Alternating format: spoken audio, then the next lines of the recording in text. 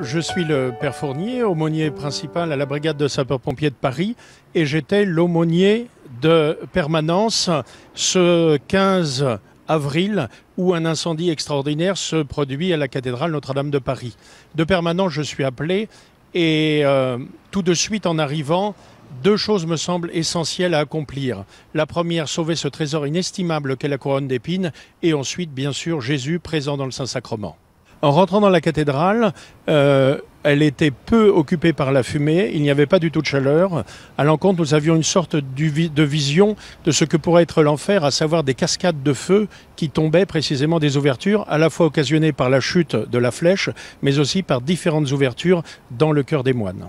Accompagné d'un officier supérieur, la difficulté pour nous était de trouver celui qui était détenteur du code afin d'ouvrir le coffre-fort dans lequel la Sainte Relique est préservée. Ça nous a pris un certain temps et pendant cette recherche, cette sorte de quête au code, une équipe de pompiers était déjà à l'œuvre afin de préserver les reliques, à savoir attaquer le reliquaire, le pulvérisant malheureusement. Le temps que nous trouvions des clés, nous sommes arrivés, la Sainte Relique, de manière à peu près simultanée, a été sortie et préservée dans l'espace vis des ouvriers sous la protection des forces de l'ordre, à savoir des fonctionnaires de la préfecture de police. Alors la Sainte Couronne, tout le monde comprend bien que c'est une relique absolument unique et extraordinaire. Et le Saint-Sacrement, c'est notre Seigneur présent réellement avec son corps, son âme, sa divinité, son humanité. Vous comprenez bien qu'il est un peu délicat de voir quelqu'un qu'on aime périr dans les flammes. Accompagnant les sapeurs-pompiers assez régulièrement, nous voyons trop souvent des victimes des incendies et nous en connaissons les effets. Voilà pourquoi je désirais préserver absolument la présence réelle de notre Seigneur Jésus-Christ. Pendant ce temps-là, la cathédrale brûle. En même temps, il y a le président de la République avec son épouse, avec le gouvernement présent à qui on fait une présentation de ce qui se produit. Et puis les pompiers avec 18 lances en batterie, 18 lances qui attaquent le feu. À peu près 400 de mes camarades dans un premier temps. Nous monterons jusqu'à 600 pompiers, 600 personnels de présent afin de, en quelque sorte, venir à bout de ce feu que d'aucuns n'hésitent pas à qualifier de feu du siècle. Le commandant de la brigade de sapeurs-pompiers de Paris, le général Jean-Claude Gallet, était absolument extraordinaire, a donné les commandements qu'il fallait non seulement au bon moment, mais avec une sorte d'intuition extraordinaire qui a permis de préserver ce monument et de ne pas le mettre au rang des chefs-d'œuvre en péril.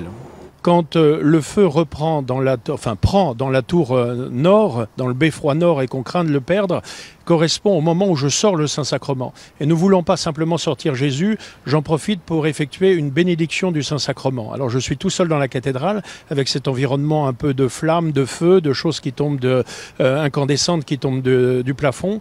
Et effectuant cette bénédiction, j'encourage Jésus à nous aider à préserver son logis.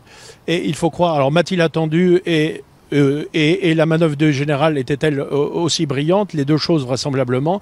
Il se trouve que non seulement le feu s'est arrêté, mais on a pu préserver la tour nord. Et préservant la tour nord, c'est aussi la tour sud qui a été sauvée.